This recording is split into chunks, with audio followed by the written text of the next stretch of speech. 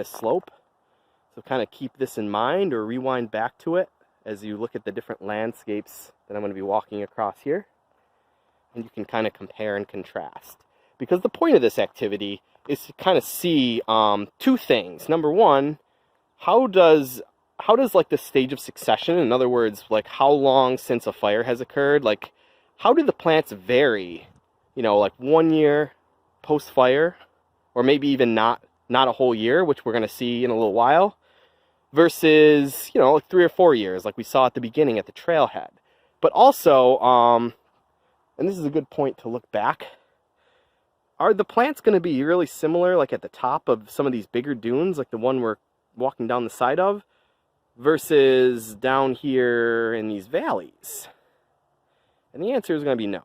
They're not going to be the same. We're going to see a lot of overlap, but we're going to see species that only grow on one or the other. Specifically, we're going to see a lot more willows as a woody shrub in these lower areas. We're going to see wild roses, which really only grow in the pine bush where there's a steady supply or a near supply of groundwater. So you're not going to tend to find a lot of wild roses on the slopes or on the peaks of these dunes because they are more of a mesic species. In other words, they prefer areas that have more water and more nutrients. And these little hollows, to borrow a term from living in West Virginia for 6 years before I came to St. Rose, down here in the holler, this is where water gathers. If we have a really big rain event, the bottoms of these valleys are going to be wetter than the tops of the dunes, which just makes sense, right? I mean, that's gravity. And you guys might have even taken some data that kind of reflects that a little bit. So we're going to see species like more shrub willows, more wild roses, and I'm going to, ooh, I think I might have found a wild rose for you. I know there's some down right in this area. Nope, I was wrong. This is just a blueberry, a tall blueberry, unusually tall. Probably because it's growing in the shade. There are wild roses down in this area. And by the end of this walk, I will... Ah, I got one. I got one. And you can see it still has rose hips on it. And these don't get very tall. These max out at like 2 or 3 feet. And they only have about maybe 2 or 3 fruits per plant. So it's not like it's going to be covered in fruit, something you could like grow in your backyard and get a bunch of fruits off of for like making tea, even though they are really good for that. If you were going to do something like that, I would recommend keeping the seeds and growing more of them. That way you can be ecologically responsible. Now we're just coming up on the top of another dune, and you can see that this area is a south-facing slope, which means that it's in the direct path of the sun, the most direct angle for most of the day. So this slope right here is relatively barren. And part of that is because all of the water stress and water limitation issues that we're going to experience in the pine bush as a plant, those are going to be maximized on this type of south-facing slope. So what do we see? Relatively few plants. But one of the things we do see in really large amounts are little baby pine trees. So the pitch pines are actually in their prime here. As a woody species with a really, really huge root system, if Mary and Keith took you into the Discovery Center last year and you saw the root system on that fake pitch pine that's in the main lobby of the Discovery Center, even though that tree is fake, the representation of its root system is accurate. So there's a bigger tree below ground than above ground, actually. And that's what allows them to really come into these very challenging environments. Like this is probably one of the most challenging environments you'll see in the pine bush in terms of plant growth, because this is the area where water limitation and, of course, being on a slope and near the peak of a slope, maximum exposure, minimum amount of water available, minimum amount of nutrients available. This is like, you know, this is the place where the weak die and only the strong survive. And on that note, we're also seeing another type of shrub here, which I'm not sure if my camera is doing it justice. It looks quite a bit different from some of the other things we've seen so far. It has these kind of like saucer-shaped seed capsules. I'm having trouble zooming in on my phone so that you can see them. But this is called New Jersey tea. And this species is really, really common in coastal ecosystems up and down the East Coast. And it has a really, kind of like the pitch pine, it has a really, really extensive root system. So it's really well adapted for dealing with some of the nastiest, most exposed, most nutrient poor, most water limited places in the pine bush. And that's where we find it, and that's why we see it right here in this specific location. So any south-facing exposure, any south-facing slope, you know, from about mid-slope all the way up to the top of the dune, that's going to be a really, really challenging place for plants to grow, and that's where you see the really, really well-adapted arid land plants in their prime here in the pine bush. So keep that in mind as we continue our journey. If you look down at the soil, you can see there's actually quite a bit of organic matter built up here, and there's some, this area hasn't been extensively burned in the past, so we actually have some trees here that fire usually eliminates, like right here, right next to us we have, note how there's a multi-stem plant, probably killed by a fire and sprouted up from the roots.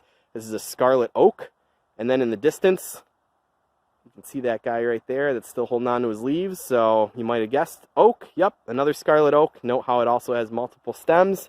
Same deal. Probably knocked down by fire and sprouted back up. Scarlet oak has really, really thin bark, so it's really vulnerable to fire. By contrast, if we're going to walk over and check out one of these pitch pines, the bark is really, really thick. And to borrow a concept from the EvoDots lab too, which if you were able to complete that, which I know some people with Mac are having some issues with that I'm working on, think about how fast the dots move. That is really what limited your ability to be an effective predator in that simulation. And the selection pressure was predation, right? It was how many dots you could kill. And in some of those simulations, the fastest dots were the most likely to survive. So in this situation in the pine bush, instead of speed, imagine that these pine trees, instead of moving really, really fast to escape predation and escape death, they grow really thick bark to escape being killed by fire. So the selection pressure is going to be fire here. The trees that are best able to survive these light surface fires, and we're starting to get into an area that was burned much more recently. If you can see, this slope looks really, really open. The understory doesn't have a lot of shrubbery growing there. If you look in the distance, a lot of it's been burned. I think 2 years ago they burned it. I think 2018. I think they burned this right before I first arrived at St. Rose, and that would explain why there's not a lot of shrubbery here. One thing that doesn't really stand out because well, because of the burn, but also just because the plants don't have their leaves yet. Oh, I stand corrected. Here's a really nice colony. I was going to say there's not a lot of willow, but here's a really big clump of it. Right here, there's a bunch of willow in this area here. So we expect to see more willow in some of these lower areas that have better access to nutrients and water. And you can actually see the evidence of the surface fires here. So these are some trees with really thick bark. Even the smaller tree, you see the scorch marks all over it. The fire didn't even phase it.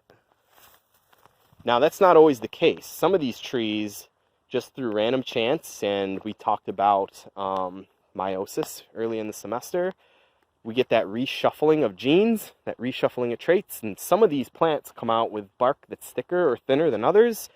And that selection pressure against the trees with the alleles for thin bark is going to be very powerful.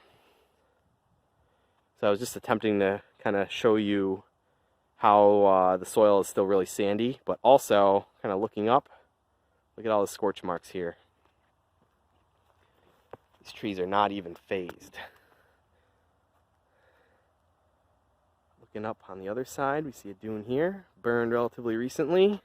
And the only thing, I know you probably can't tell on your screen, but the only thing that looks like it's starting to come in are mostly pine seedlings. And we can see that right here. This is another south-facing slope, just totally exposed to the sun for the vast majority of the day. It takes the full brunt of that heat, it takes the full brunt of the wind, etc. Most challenging place for plants to grow is that type of an environment here at the pine bush. Some of the spots look like straight up beach sand. Like it is just pure sand here. Look at that. You can actually see the individual chunks of quartz, like it's so sandy. And this hasn't been brought in either. This is just, you know, this is what the dunes are made out of. And Dave will talk a little bit about that. I don't want to steal his thunder too much. So I just kind of walked over this this dune, and now looking down into like a little valley below it that's been burned recently.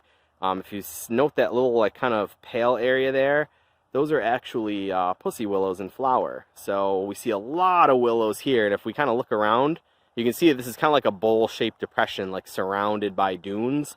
So there's probably a lot of water that actually drains right into this area here. And if you note the those pale stems that are like right in the middle of the picture right now, those are quaking aspen, and they are actually closely related to willow. They're a type of poplar, and they need more moisture, they need more nutrition, and over time they're one of the pioneer species that will come in and deposit a lot of organic matter and really kickstart succession. And if they are not removed regularly by fire, they will actually allow succession to proceed to the point where we'll eventually lose the pine bush, because they'll put so much organic matter into the soil will begin to hold on to water a lot more efficiently, and we'll have other types of trees that can withstand you know, drier conditions, but not as dry as it is now. And slowly, as we build up more and more organic matter, we will turn this whole place into basically just a boring old northern hardwood deciduous forest. And a lot of areas around Albany, really around the area between Albany and Schenectady, probably to about the SUNY Albany campus, all the way out just past Schenectady, that's historical pine bush. And we've lost a lot of that because as we've suburbanized and, you know, built places like Crossgates Mall right on like old pine bush turf. And if you ever see them dig anywhere near Crossgates Mall, look at the soil. It's just as sandy as what I just showed you with my foot. So it's up to us. If we want to conserve this ecosystem, we have